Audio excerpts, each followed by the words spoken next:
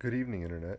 It is um, around 11 o'clock in the evening on January 25th, Tuesday, and I'm here in Ukraine, in Lviv, and we're wondering, is Russia, what's going on with Russia? We had the session with the embassy today. They did like a virtual town hall thing, and it was really interesting to watch the text chat coming in from the expats. Um, I guess they're not all expats. There's a lot of reasons that Americans have come to Ukraine, but it seems that a lot of people don't really understand the situation that they're in right now. There seems to be some kind of assumption that maybe there's going to be an Afghanistan like major withdrawal with, C-130s coming in and flying people out, and that's just not going to happen. And people need to I hope people understand that. The embassy staff was really professional, well organized. They presented their information and they made it very clear that their responsibility and their um, authority extends only so far as to give us information, and that's what they do. And that we are Americans, and we've got the freedoms, so we're responsible for ourselves. And their recommendation was that everybody leave. Um, all Americans should exit Ukraine by commercial air or any other method that they can, was what they said. Um, the embassy staff or their families have been required to leave, and non-essential personnel have been encouraged to leave. But the embassy is still working. They're still processing visas, and they did give us some information on how to apply for an emergency visa if we need one. Um, as far as leaving goes, commercial flights are pretty much the best way out, but that's not an option for a lot of people. So there are apparently a lot of people who come to Ukraine to either adopt children or um, have children via a surrogate. And there were several people in the chat. There were a total of almost 1,000 people in the chat. So there's about 1,000 Americans that were watching this. But there were a lot of surrogate people who came here for surrogate pregnancy, um, and they were wondering what they were supposed to do. And it's, the embassy says, you need to leave and maybe come back later. So, um, leaving is really difficult for people who live here. Now, if you're here as a student and you can fit all your possessions in, a backpack plus a suitcase, then that's not a big problem. The embassy's actually even offering loans for people um, to travel if they can't afford a plane ticket right now. You can borrow money from the government. That seems like a good idea.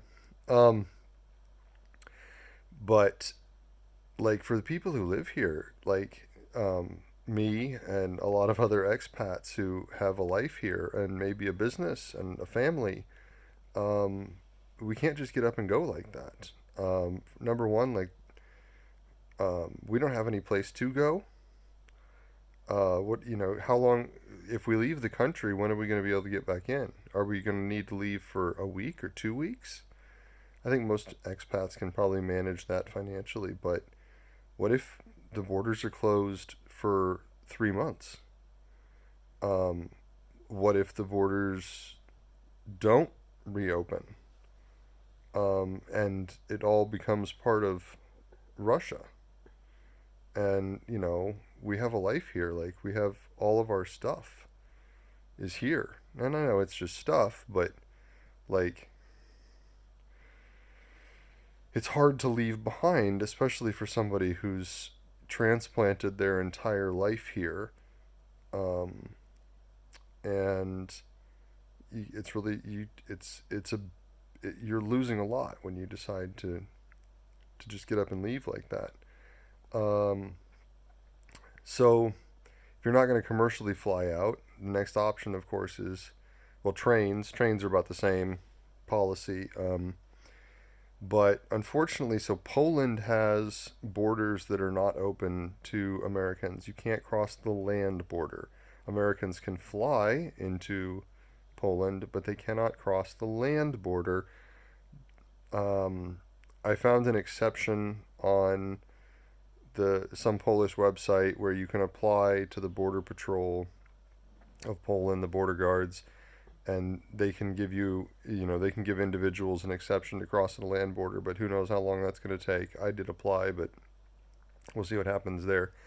There's three other countries, though, around the southwestern curve of Ukraine that we could flee into: Romania, Slovakia, and Hungary. And they're all open. The land borders are open to Americans. We just drive on through. Well, I imagine they're going to stop and check our passports, and you have to have a PCR test for COVID from the last 72 hours, and those run about $75 a piece, and we'd need two adults, and I don't know if our baby needs one or not. But we also have this little guy, and I am not going anywhere without him. So he's part of the family, and he's got his doggy passport. Tomorrow we are going to go to the vet and get the results of his negative rabies titer, whatever test they have over here. So he should be good to travel at 9 a.m. tomorrow morning. We've got our bags packed, and I've got a fairly generously sized automobile. So who knows what's going to happen? We're just sitting here waiting. Right now nothing's happening. I guess we don't really know what to expect when something does happen. We've heard, maybe they'll open up with cyber attacks. I would expect cyber attacks not only in Ukraine, but probably against the United States and the European Union / NATO as well. So that might be an indication that something's about to happen. Or they just might, roll in with the tanks, and then it's all like, go Wolverines, Red Dawn. But we don't know what to expect, and we've kind of come to the conclusion that, like, we're not sure that running, like, there's no place to run to that we can afford to be in for very long. So the longer we delay, the longer we'll be able to survive wherever we do end up. But we can't go back to the U.S. Because my spouse doesn't have a visa, and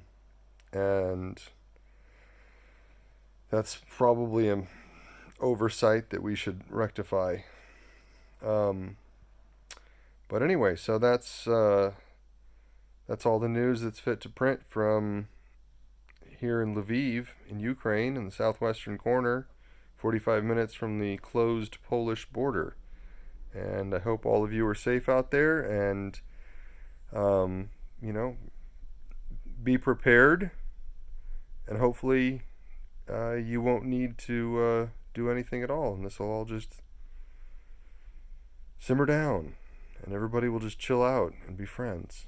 But be kind to your neighbors and be kind to each other, and I will talk to you later.